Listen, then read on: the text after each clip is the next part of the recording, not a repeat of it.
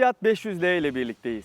500L, Fiat'ın efsanevi küçüğü 500'ün sempatik görünümünü daha büyük gövde ve pratiklikle harmanlayan bir van.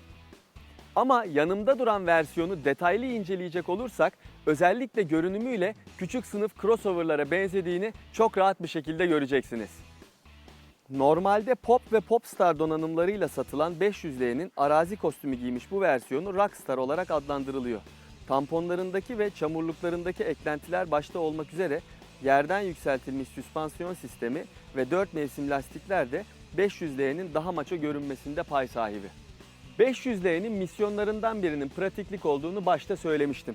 412 litrelik ve iki ayrı şekilde zemine sahip olan bagaj bu konuda oldukça kullanışlı. Ve isterseniz çok kolay bir şekilde arka koltukları da kolaylıkla yatırıp bagajı değişken oranlarda genişletmeniz mümkün.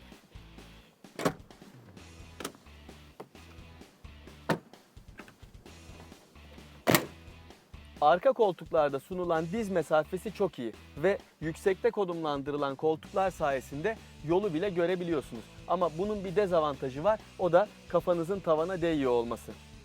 Malzeme kalitesi makul ama buradaki parlak beyaz kaplamalarla bu algı yukarıya çekilmek istenmiş.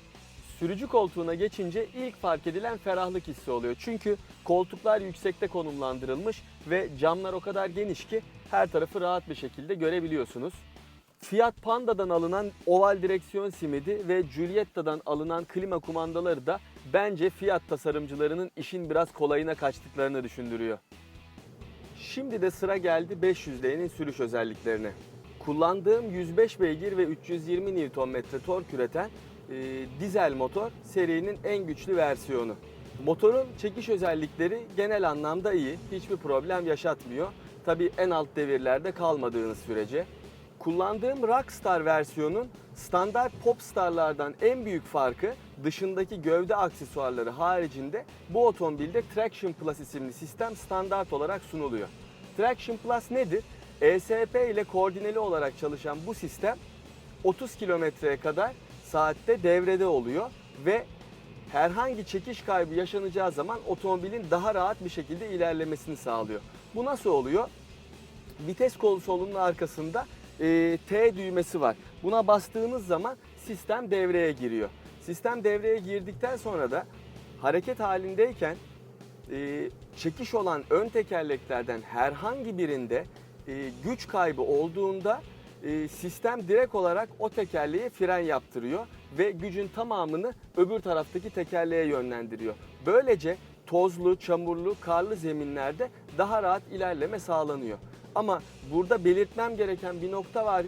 O da şu, 500'le hiçbir şekilde bir arazici değil. Bunu yanlış anlamamak lazım. Oval direksiyon simidi ilk başta biraz garip geliyor ama kullandıkça alışıyorsunuz.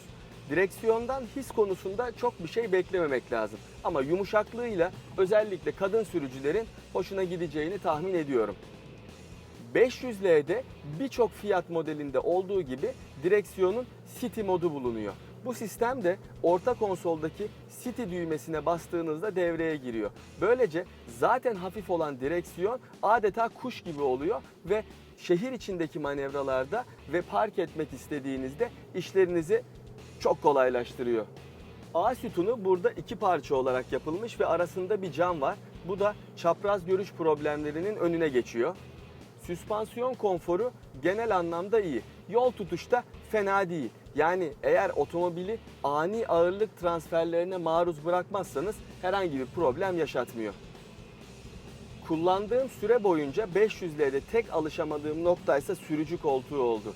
Çünkü koltuğun minderi biraz kısa ve bu şekilde insanın baldırı açıkta kalıyor ve bundan dolayı bir türlü istediğiniz oturma pozisyonunu rahat bir şekilde yakalayamıyorsunuz ve bunun özellikle uzun seyahatlerde yorucu olacağını da belirtmem lazım. 500L küçük kardeşi kadar tarz sahibi görünmese de kullanışlı yapısıyla iyi bir aile otomobilinde olması gereken özelliklerin çoğuna sahip olduğunu gösterdi. Sürüş izlenimlerimi ilk izleyenlerden olmak istiyorsanız logoyu tıklayarak kanalıma üye olun.